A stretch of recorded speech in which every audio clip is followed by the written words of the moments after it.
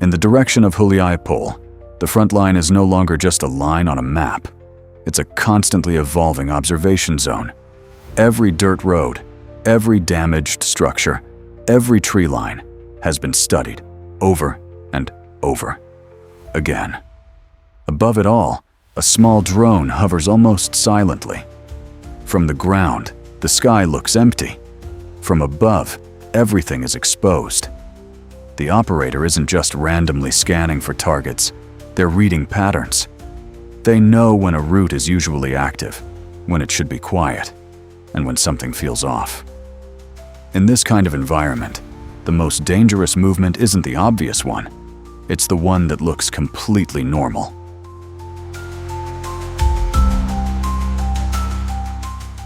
The unit often referred to as Phoenix operates very differently from traditional pilots.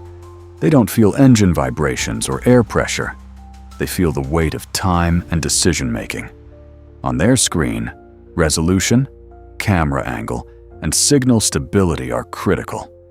A minor glitch can mean losing a target. A delay of a few seconds can mean missing the moment entirely. They're not just flying a drone. They're processing information in real time, combining live visuals, digital maps, and prior reports into a single operational picture. This isn't just surveillance, it's rapid analysis under constant uncertainty. At first, nothing stands out. The road looks empty. No significant activity in areas that are usually busy. But that's exactly where suspicion begins. In many cases, small shifts in pattern, like a sudden pause in movement or an unusually quiet route, can signal activity somewhere else.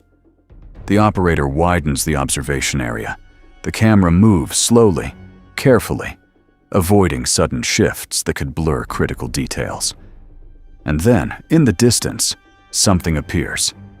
Small, faint, but moving with clear direction.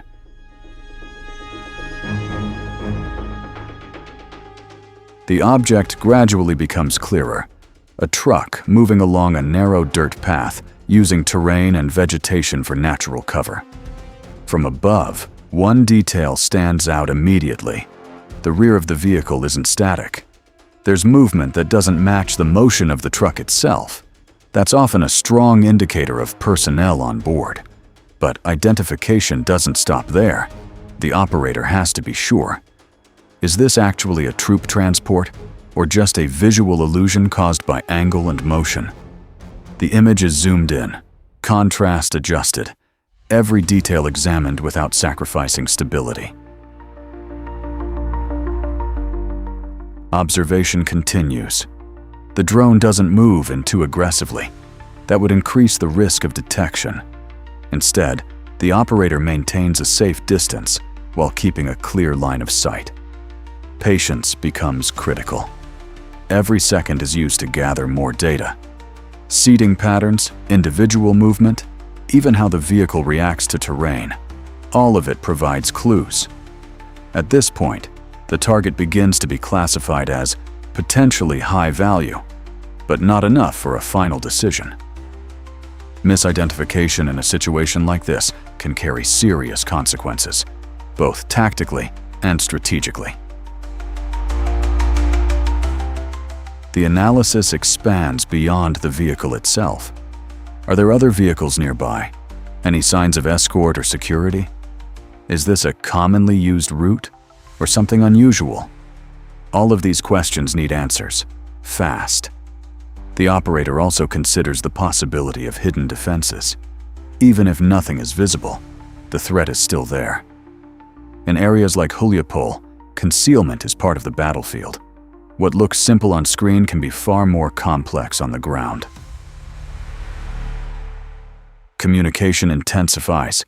Coordinates are sent, updated, then verified again. There's no room for error, not in numbers, not in direction. At the same time, options are being evaluated. A direct drone strike offers speed, but limited impact. Calling in artillery takes longer, but could deliver a much larger effect. This decision is never simple. Time, distance, risk, and target value all have to be weighed, under pressure that keeps building with every passing second. Meanwhile, the truck keeps moving. No sudden maneuvers, no visible panic. That can mean two things. Either they don't know they're being watched, or they do, and they're used to the risk. In modern conflict, both scenarios are common. What stands out is that the vehicle doesn't accelerate or change course dramatically. It stays on its path, almost as if following a planned route. For the operator, that raises another question. Is this routine rotation, or something more deliberate? What happens next isn't always clear.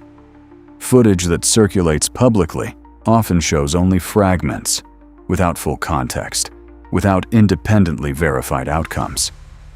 In many cases, what follows comes down to competing claims that are difficult to confirm in real time.